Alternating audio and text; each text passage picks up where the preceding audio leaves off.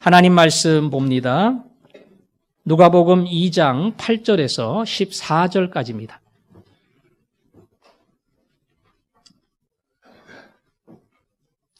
여기 앞에는 끄셨나요? 누가복음 2장 8절에서 14절까지 제가 읽겠습니다. 그 지역의 목자들이 밤에 밖에서 자기 양떼를 지키더니 주의 사자가 곁에 서고 주의 영광이 그들을 두루 비침에 크게 무서워하는지라. 천사가 이르되 무서워하지 말라. 보라, 내가 온 백성에게 미칠 큰 기쁨의 좋은 소식을 너희에게 전하노라. 오늘 다윗의 동네에 너희를 위하여 구주가 나셨으니 곧 그리스도 주시니라. 너희가 가서 강보에 쌓여 구위에 뉘어 있는 아기를 보리니 이것이 너희에게 표적이니라 하더니 호련히 수많은 천군이 그 천사들과 함께 하나님을 찬송하여 이르되 지극히 높은 곳에서는 하나님께 영광이요 땅에서는 하나님이 기뻐하신 사람들 중에 평화로다 하니라. 아멘. 길에서 캐롤송이 울려 퍼지고 백화점의 화려한 성탄 트리를 보면서 25일이 가까웠다고 하는 사실을 우리가 느끼게 됩니다. 또 하나 성탄을 기념하는 물건이 있다면 성탄 카드예요.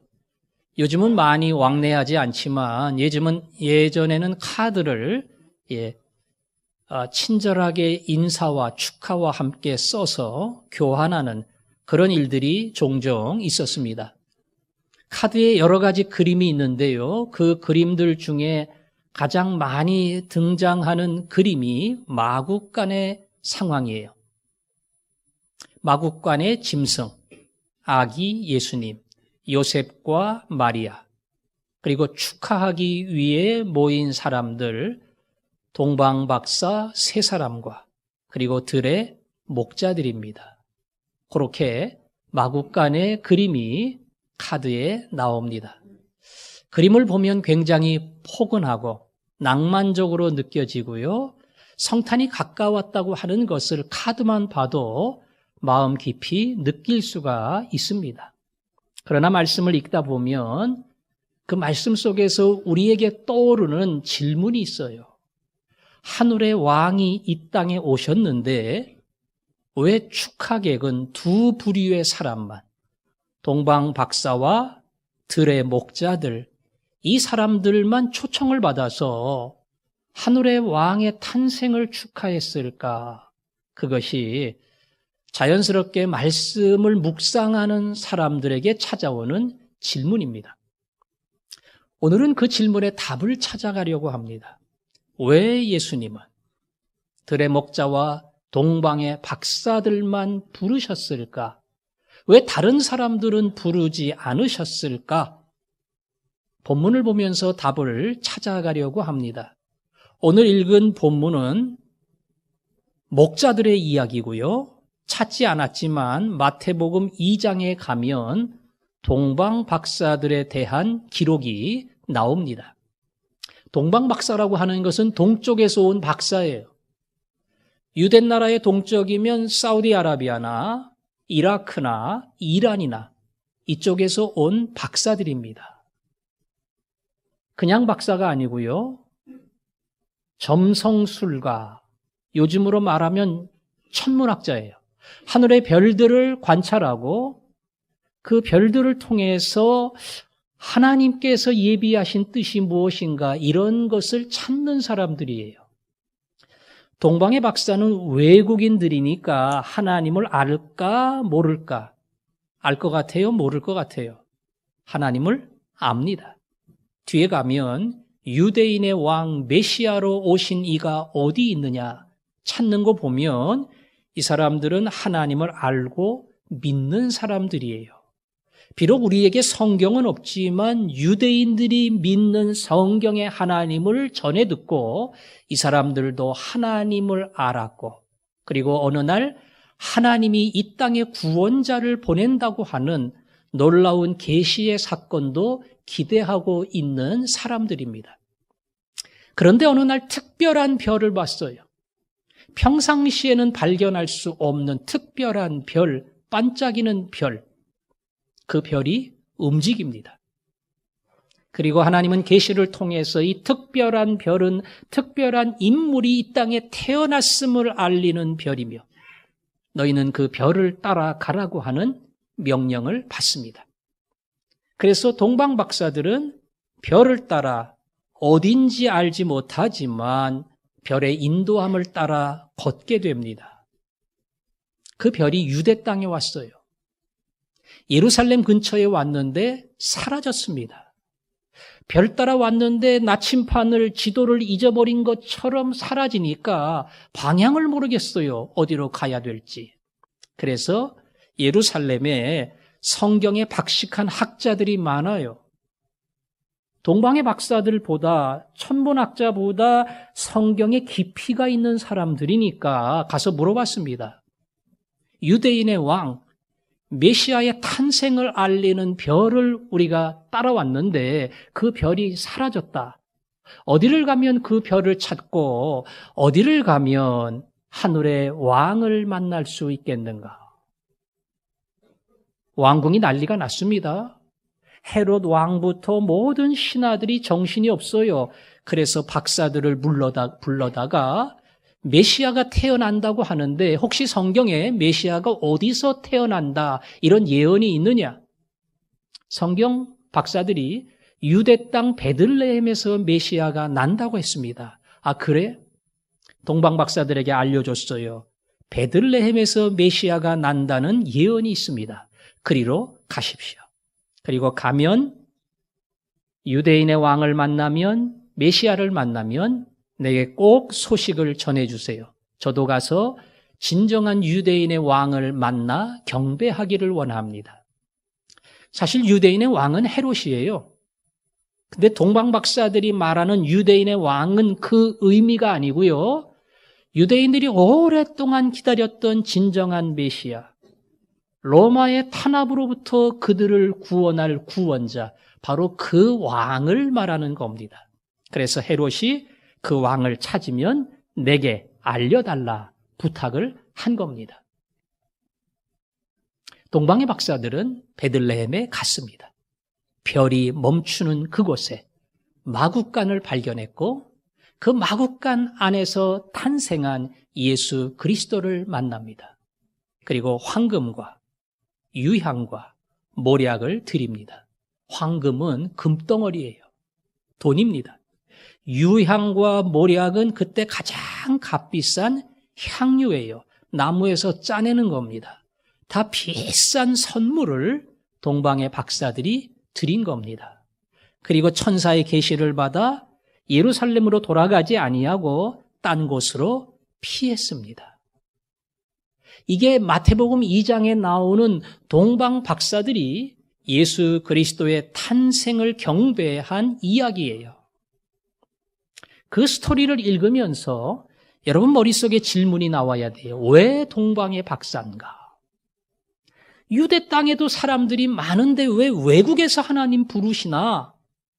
예수 그리스도는 유대 땅에서 태어났는데 가까이 있는 유대 백성을 부르지 않고 왜 멀리 있는 외국의 동방의 박사들을 불렀을까? 당연히 그 의문이 떠올라야 돼요. 박사는 박사더라도 예루살렘에 와서 잃어버린 별 때문에 묻지 않았는가? 답변 누가 했는가? 성경의 박사들이 얘기했어. 성경 교수들이 얘기했어. 진짜 박사를 부르려면 성경에 깊이가 있는 유대 땅의 성경 학자들을 불러야 돼. 근데 왜 동방의 박사들을 불렀을까? 왜 불렀을까요?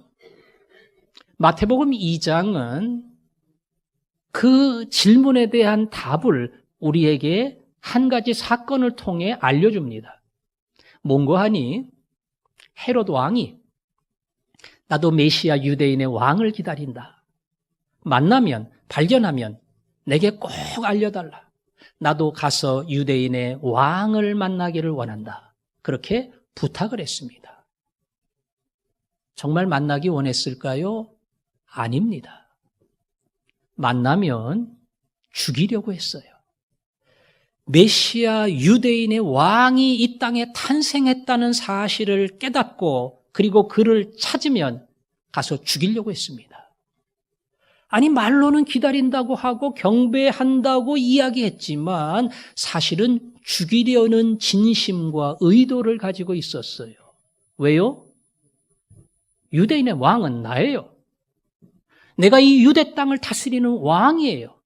근데 나보다 더 위대하고 강력하고 유대인들이 기다리는 진정한 왕이 온다고 하는 것은 내 자리를 빼앗기는 겁니다. 이건 용납이 안 됩니다. 나하고 관계가 없으면 괜찮아요. 유대인의 왕이든 뭐 유대인의 할아버지든 아무 관계가 없는데 그 왕이 와서 내 자리를 위협한다고 하는 것은 있을 수 없어요. 용납이 안 됩니다.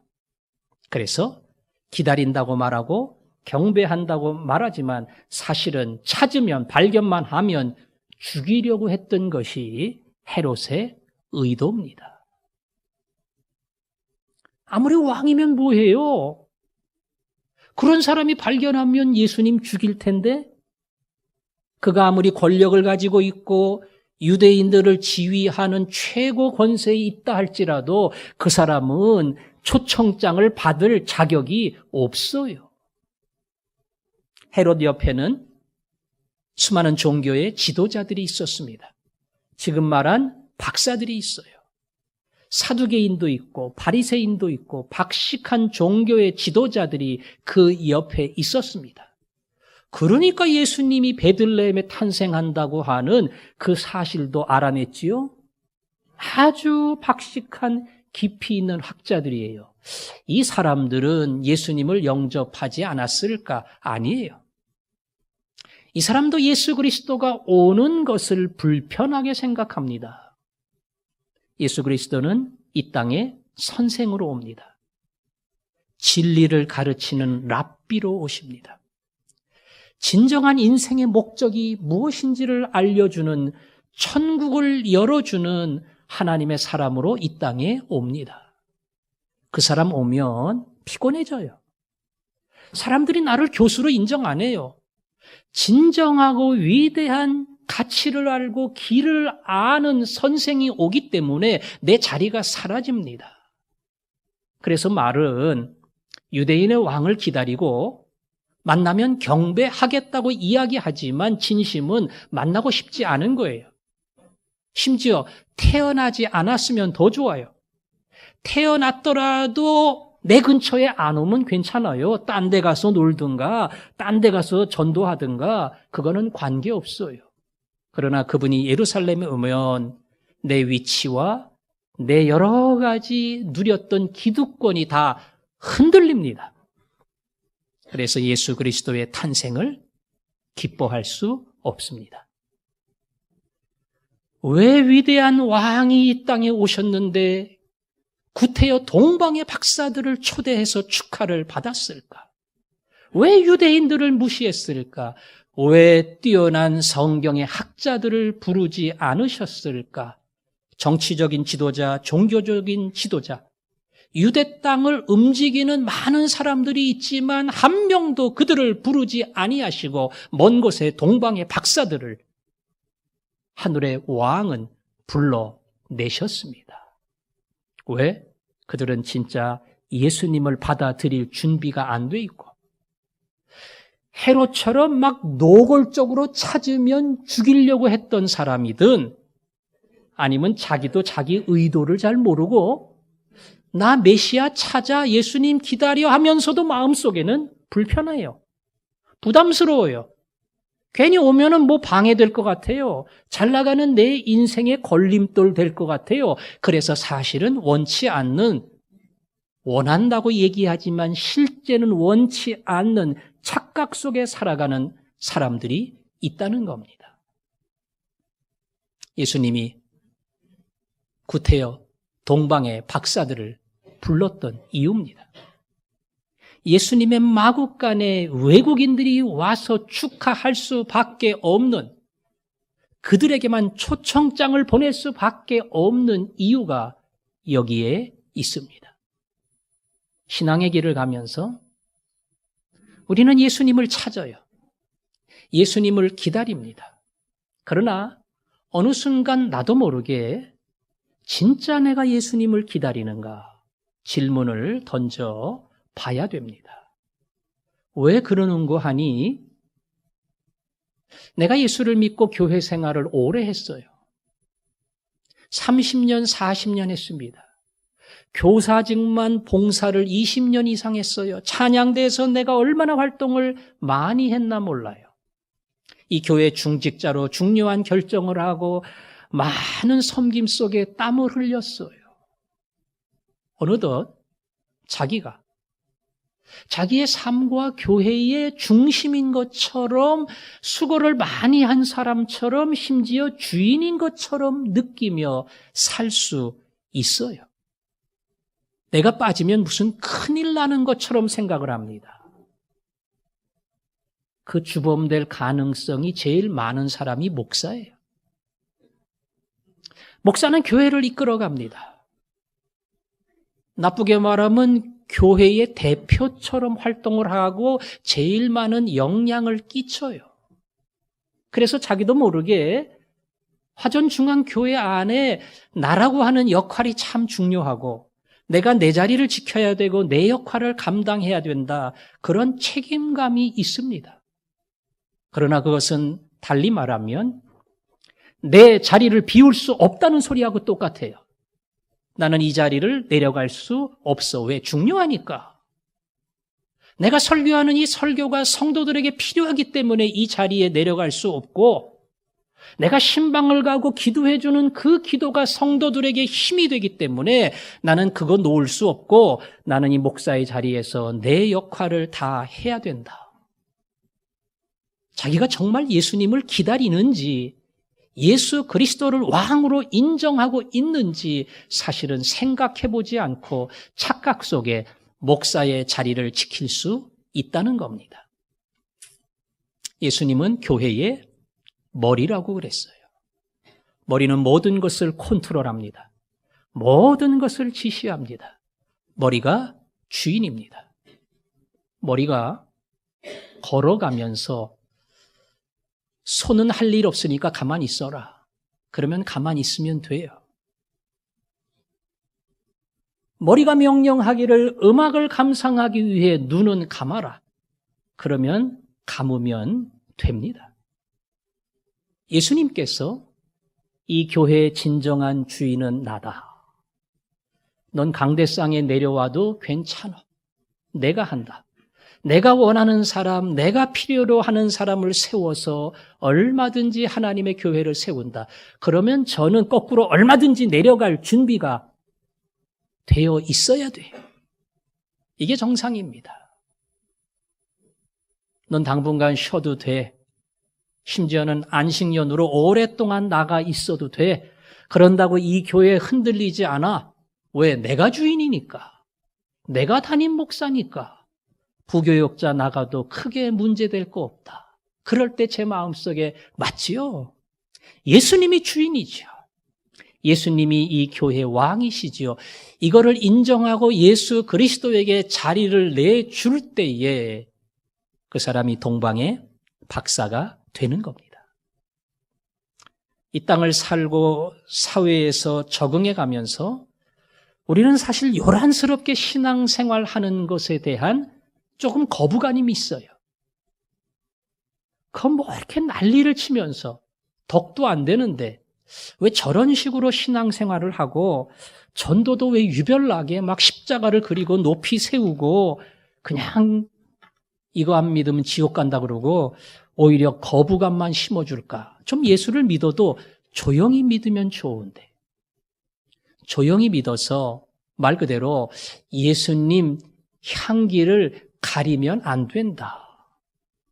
그런데 그 조용히 믿는다는 게 내가 교회 다니는 사실이 드러나면 뭔가 내 체면에, 내 지위에, 내 명성에 이게 뭔가 흠이 되지 않을까? 사실은 그런 의도를 가지고 조용히 예수를 믿겠다고 하면 여러분의 일터와 여러분의 직장 속에 예수 그리스도는 왕이 되지 못하는 겁니다.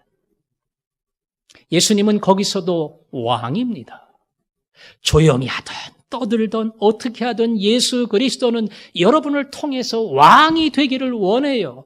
근데 내 지위 때문에, 내 이름 때문에, 내가 누리는 기득권 때문에 요게 손해보면 안 되지. 그 마음 때문에 예수님을 뒤로 미루려고 한다면 우리는 어느덧 헤롯이 되고 부끄러운 종교의 지도자가 되는 겁니다. 여러분, 교회도 그런 교회가 있어요. 죄송하지만 어느 지방 사람만 모이는 교회도 있고요.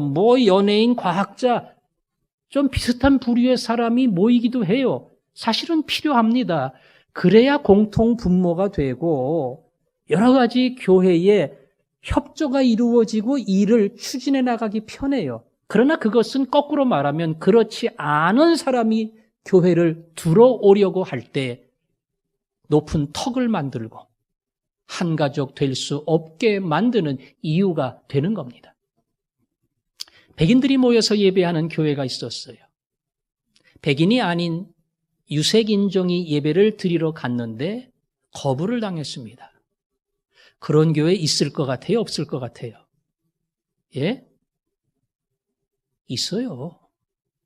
저는 못 가봤는데 제가 아는 동기 선교사 얘기 들어보니까 저 벨기에 가서 예배를 드리는데 딱 들어오려고 그러니까 여기선 예배 못 드린다 그러더래요. 왜 못 드리냐 그러니까 여기는 동양인들이 예배 드리는 게 아니고 여기는 우리 서양 사람들만, 이 땅의 사람들만 예배를 드리니까 들어올 수는 없다고. 제가 그 얘기 들으면서 저게 진짜구나 그랬어요. 농담이 아니고. 그런 예배 드리려고 했지만 들어가지 못했어요. 예배에 참여하지 못해서 마음이 아팠어요. 그 입구에서 눈물을 흘렸습니다. 예수님이 그를 찾아와 위로해 주셨습니다. 예배당에 들어가지 못하는 그 형제의 마음의 아픔과 서러움이 무엇일까? 들어가지 못했구나. 나도 못 들어갔다. 예수님도 못 들어간 거예요. 지들끼리는 예배한다고 모여가지고 찬송하고 설교 듣고 좋아하는데 진정 주인이 되신 예수 그리스도는 모시지 못하고 있는 자기들끼리의 예배가 된 겁니다. 예배가 아니죠.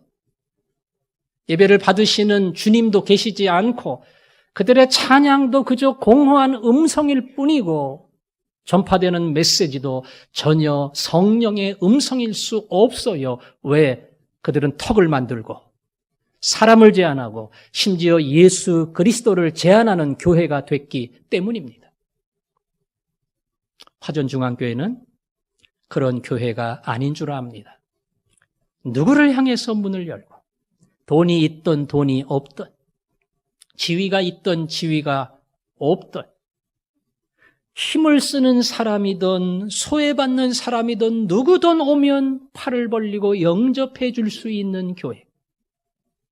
교회라고 하는 것이 무슨 기득권도 아니고 화전중앙교회라고 하는 것이 다른 사람이 넘어올 수 없는 무슨 특별한 공동체도 아니에요. 누구나 이 교회 주인은 예수 그리스도이기 때문에 원하는 모든 사람은 주인이신 예수님을 만날 권리가 있고 예수 그리스도는 모두를 영접하신다. 이것이 앞으로 화전중앙교회가 가져야 될 교회론 중에 하나고 그 교회론이 모든 사람을 초청하고 모든 사람이 예수를 만나게 하는 그런 위대하고 아름다운 길이 될 줄로 믿습니다. 또 하나 본문에 축하객으로 초청받은 사람들이 목자들입니다. 들에서 양을 치는 목자들, 자기 양떼를 치는 목자들. 그 목자들이 밤에 양떼를 치다가 쌀쌀 맞고 춥지요? 추위를 피해야지요? 그러다가 놀라운 장면을 봤습니다. 천사들이 나타난 거예요. 그리고 그에게 위대한 소식을 전합니다. 큰 기쁨의 소식을 너희에게 전한다. 너희를 위해 구주가 나셨다. 보자기에 쌓여 짐승들 먹이통에 뉘어있는 아기를 보리니 그것이 바로 구주라고 하는 표적이다. 그리고 더 놀라운 것은 천사들의 합창을 들었습니다. 천사들의 합창을 들었어요. 오늘 우리 찬양팀이 시온 찬양대가 하나님께 영광을 돌렸습니다. 죄송하지만 이것과 비교할 수 없는 천사들의 찬양을, 천군 천사, 천군이라고 하는 것은 어마어마한 천사들이 모였다는 거예요. 한국에서 이름 날리는 대형 교회 중에는 찬양대가 300명 뭐 이런 교회가 있어요. 이렇게 하면 300명이 쫙 일어나요. 예. 딴 교회 기죽이듯이 그냥, 예. 천군 천사는 그거하고 상대도 안 돼요.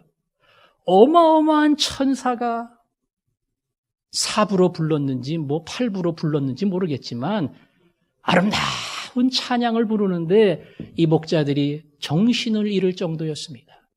지극히 높은 곳에서는 하나님께 영광이요, 땅에서는 하나님이 기뻐하심을 입은 자들에게 평화로다. 그 놀라운 음성을 들었습니다. 그리고 천사의 지시에 따라 마구간을 찾아갔습니다. 자기들이 봤던 천사를 만난 이 영광스러운 장면을 그냥 가슴 떨리게 다 이야기했어요. 마리아는 무슨 얘기인 줄 대충 알아챘고요. 요셉은 뭔지도 잘 몰랐어요. 오히려 목자가 먼저 보고 목자가 먼저 들었고 아버지인 요셉도 못 깨닫는 것을 목자가 먼저 깨달았습니다. 여러분, 이 목자가 돈 있는 목자게요? 돈 없는 목자게요? 예? 돈 있는 사람이 밤에 가서 웬 고생을 해요. 예. 자기 양 떼 키운다 그러는데 제가 볼 때는 자기 양도 아닌 것 같아요. 자기가 키우는 양이지. 남의 양 받아서, 주인의 양 받아서, 예. 그리고 밤 늦게까지 돌보는 거예요. 지키고, 짐승 찾아오면 막아주고, 어느 돈 있는 주인이 그렇게 해요? 다 그저 일당 주고 시키는 겁니다. 돈 있는 사람이 아니에요. 가난한 사람입니다. 배웠을까요? 배운 사람 아니에요. 화이트 칼라는 다 건물에서 일하고요, 펜대 놀리고 뭐 이렇게 지시하고 이러지 밖에 나가서 땀 흘리고 이런 일을 잘 안 합니다.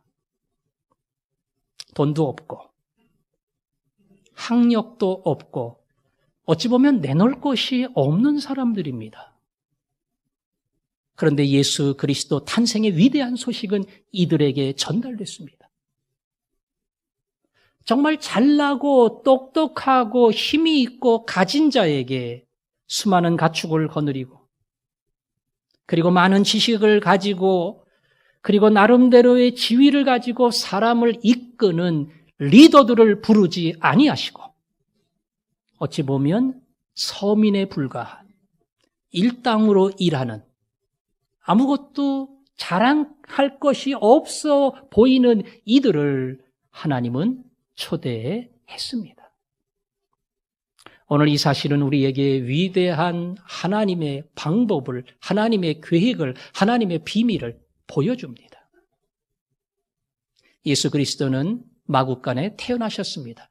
저는 그 이야기를 읽을 때마다 늘 하나님의 놀라운 계획을 기억하지 않을 수 없습니다. 여러분, 하늘의 왕이 이 땅에 오시면 전용기 타고 와야 돼요. 유대인의 왕이 아닌 로마 황제의 아들로 와야 돼요. 그것도 시시해서 안 돼요.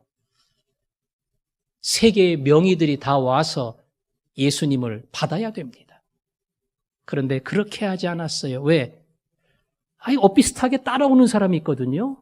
이 하늘의 왕이라는 티를 내야 되는데 황제 자식도 그렇게 낳고 의사 다 불러오고 말 그대로 최고의 준비가 된 상태에서 자식을 낳으니까 예수님이 하늘의 왕이라고 하는 것을 보여줄 만한 유일한 방법은 아니에요.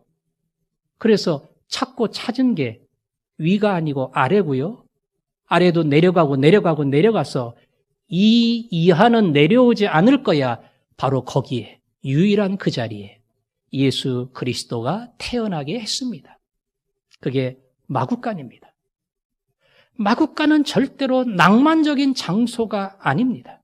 냄새나는 데입니다.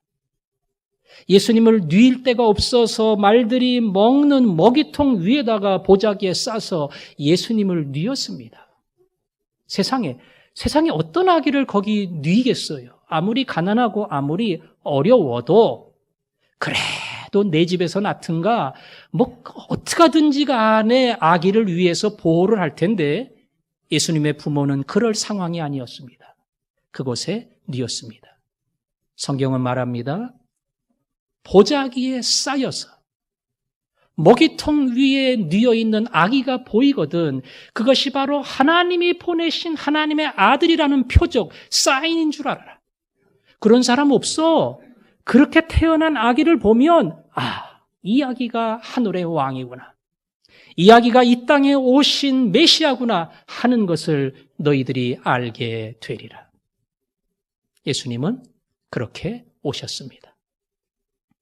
그리고 예수 그리스도는 그렇게 낮은 사람, 때로는 가진 것이 없는 사람, 예수님께 가까이 가서 뭘 내놓을 것이 없는 사람을 예수 그리스도는 거꾸로 찾아오셨습니다. 배운 것이 없는 갈릴리 어부들을 제자로 불렀습니다. 사람들이 사람 취급해주지 않는 세리와 병자와 창녀와 그리고 수많은 병으로 신음하는 심지어는 나병으로 고통받는 사람까지 예수 그리스도는 만나주시고 구원해 주셨습니다. 그 안에는 다 목자를 부른 이 똑같은 비밀이 숨겨져 있어요. 나는 너도 부른다. 너도 내 부름에는 제외가 되지 않는다. 사람이 거들떠보지 아니하고 사람이 혹시 너를 무시하는 것 같고 네가 소외되는 것처럼 보여도 나는 절대로 소외시키지 않는다. 난 너에게 관심이 있다. 오히려 힘있고 잘난 사람보다 가진 것이 없는 너를 찾아가는 것, 그것이 내 마음이다. 오늘 목자를 부르신 예수님의 뜻입니다. 예수 그리스도는 그렇게 작은 소자 한 명을 귀하게 여기고 보잘것없는 작은 소자에게 냉수 한 그릇 준 것이 곧 내게 준 것이라. 예수 그리스도는 그렇게 말했습니다. 그래서 주변에 이왕이면 공부도 나보다 잘하는 친구, 조금 친구도 나보다 여러 가지 배워야 할 친구, 이런 친구를 만나야 되는데 공부도 안 하는 친구, 별로 미래도 없어 보이는 친구, 이런 친구 만나면 부모가 속상하지요. 그거는 그럴 수 있어요. 그러나 신앙 안에서는 누구도 내 친구입니다. 이왕이면은 내가 좀 이런 사람이다 하고 보여줄 수 있는 그나마 좀 실력 있고 조금 괜찮고 조금 내놓을 수 있는 사람이 내 옆에 오면 좋은데 왜 내 곁에는 자랑할 것이 없는, 그리고 무엇이든 다른 사람 앞에 어깨를 필 만한 아무 조건이 없는 사람들이 자꾸 내 곁에 올까? 교회에 엘리트가 오면 목사가 좋아할까요? 싫어할까요? 의사가 오고 판사가 오고 사장이 오고 일단 헌금을 많이 하겠죠. 교회 조금 이 전체 어떤 에버리지가 올라가겠죠. 그 교회는 그런 사람이 있대, 저런 사람이 있대, 똑똑한 사람이 있대, 법률 상담해 준대, 그러겠죠. 주님이 말씀하신 교회는 오늘 이겁니다. 그래서 교회가 있는 거야.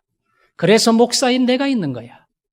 내가 목자들을 부른 것처럼 가장 낮은 마구간에 태어난 것처럼 그래서 교회를 세우고 세상에 흔들리고 시달리고 고통받는 사람을 이 교회를 통해서 내가 구원하기를 원한다. 그게 내 뜻이다. 우리는 이 땅에서 힘들어하고 지친 사람들에게 눈을 돌려야 됩니다. 병자가 그렇고 때로는 마음이 상하고 상처받은 사람이 그렇고 장애로 마음의 문을 꽉 닫은 사람도 그렇습니다. 만나려 하지 아니하고 때로는 드러나지 않으려고 하는 닫힌 인생 속에 사는 그 사람을 예수 그리스도는 찾아가셨습니다. 80이 넘고 심지어 90이 다 돼서 예배당에 처음 나온 사람이 있어요. 전혀 주의 일에는 보탬이 안 돼요. 건강도 안 되지요. 돈도 안 되지요. 앞으로 살아갈 시간도 없지요. 뭐가 도움이 되겠어요? 그러나 그가 80이 넘든 90이 넘든 예수 그리스도의 부르심에는 제한이 없어요. 예수 그리스도는 그도 부르십니다. 예수 그리스도는 그 복음을 전함에 있어서 누구도 제외시키지 않습니다. 불교권 동남아에도 예수 그리스도는 선교사를 보내고 닫혀있는 그 땅에 복음의 씨앗을 뿌립니다. 인도의 힌두권에 위협이 있지만 그 땅에도 똑같은 하나님의 종들을 통하여 생명을 던져줍니다. 가장 강력한 이슬람권과 심지어 북한 땅에도 제한하지 않고 나는 거기서도 부른다. 거기서도 내 백성을 찾는다. 거기서도 하나님 앞에 나올 사람들을 얼마든지 부르겠다. 이것이 주님의 뜻이고 주님의 길입니다. 교회는 그걸 알아야 됩니다. 때로 열매가 없어 보이는 것처럼 느껴져도 수고하고 애쓰고 기도하고 모든 거 다 했는데 그저 한 명, 그저 두 명 그렇게 보인다 할지라도 주님이 가라면 갑니다. 뿌리라면 뿌립니다. 왜? 거기에 부를 사람이 있기 때문이에요.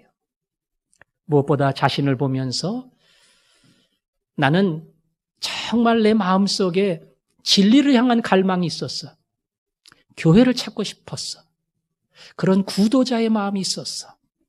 그래서 내가 예수를 만나고 그래서 내가 신앙인이 됐어. 아마 이런 사람도 있나 모르겠습니다. 여러분 그 마음도 성령이 주신 겁니다. 내가 잘나고 내가 특별한 깨달음이 있어서 그런 게 아니고요. 내게 그런 소원과 그런 간절한 갈망이 생기게끔 했어요. 그리고 대부분은 그런 사람 아니에요. 아니죠? 예.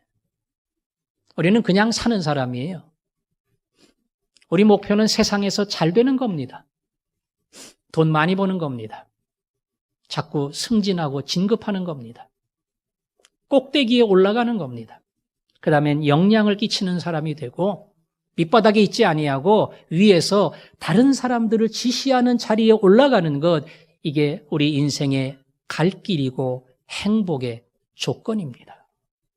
교만한 우리, 이기적인 우리, 그 우리를 주님은 불러내셨습니다. 저를 그렇게 불러냈습니다. 하나님의 아들로 삼았습니다. 특별히 저는 목사가 됐습니다. 아무나 목사 되는 거 아니에요. 여러분은 예배당에 앉아있고 예수를 믿는다는 것 자체가 큰 복이지만 저는 하나 더 받아서 이 목사라고 하는 영광스러운 직분에 쓸 수 있었어요. 신학교 간다 그러면 고개를 설레설레 흔들면서 뭐하러 고생스러운 그 길을, 뭐하러 힘든 그 길을 가고 그 길에 인생을 바친 사람은 자기가 얼마나 영광스러운 자리에 있는가 하는 것을 알게 됩니다. 그리고는 고백하게 됩니다. 왜 하나님 삐딱한 나를 끝내 부르셨나요? 왜 하나님 나를 목사로 삼으셨나요?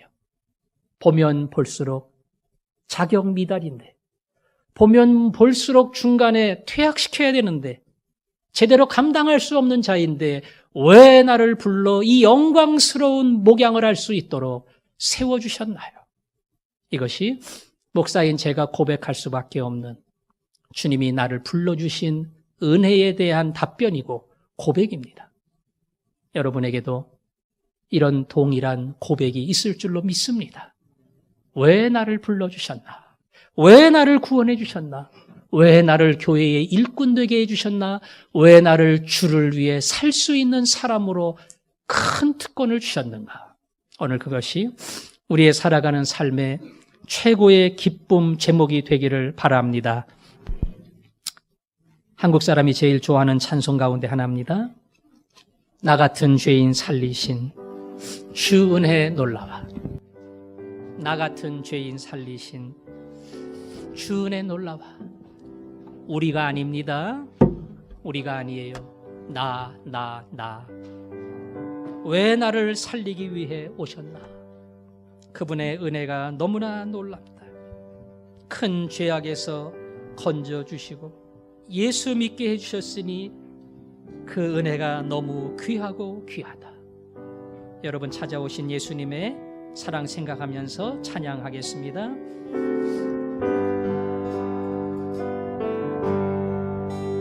나 같은 죄인 살리신 주의 놀라운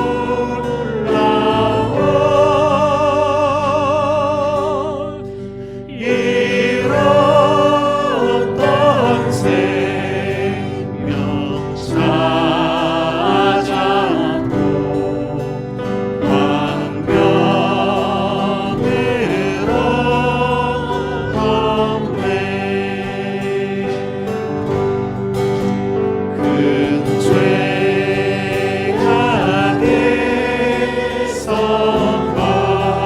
건지신 주 은혜 고마워.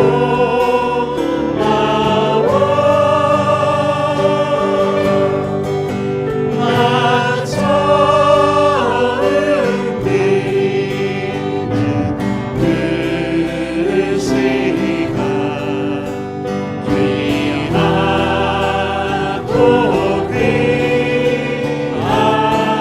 나 같은 죄인, 나 같은 죄인 살리신 주 은혜 놀라워.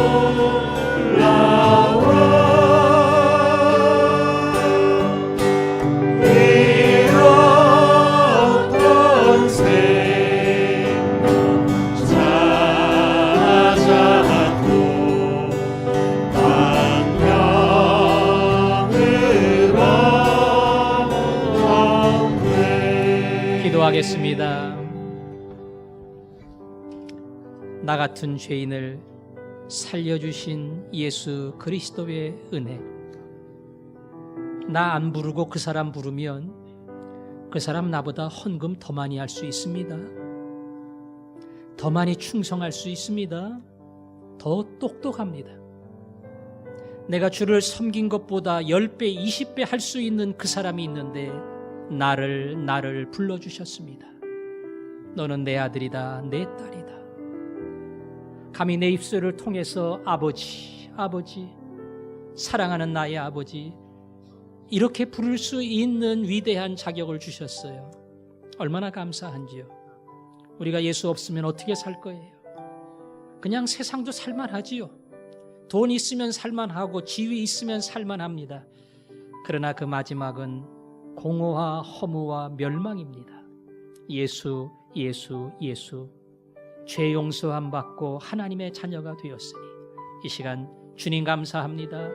나를 불러주신 주님을 찬양합니다. 우리 다 같이 한 목소리로 기도하겠습니다. 아버지 하나님, 예수님 이 땅에 오신 그 소중한 자리에, 생명의 자리에 우리를 불러주셔서 감사합니다. 똑똑한 사람, 힘 있는 사람, 가진 사람, 주님이 부르시면 나보다 몇 배나 잘할 사람들이 많이 있는데 그들을 부르지 않고 내 이름을 부르며 이 자리에 오게 하셨으니 감사합니다. 나 같은 죄인을 살리신 주님의 은혜 한평생 잊지 않게 하여 주시고 그 은혜에 감사하며 주 앞에 나가고, 그래서 주님의 손에 쓰임받는 아름다운 인생이 내 미래에 펼쳐지게 하여 주옵소서. 예수님 이름으로 기도합니다. 아멘.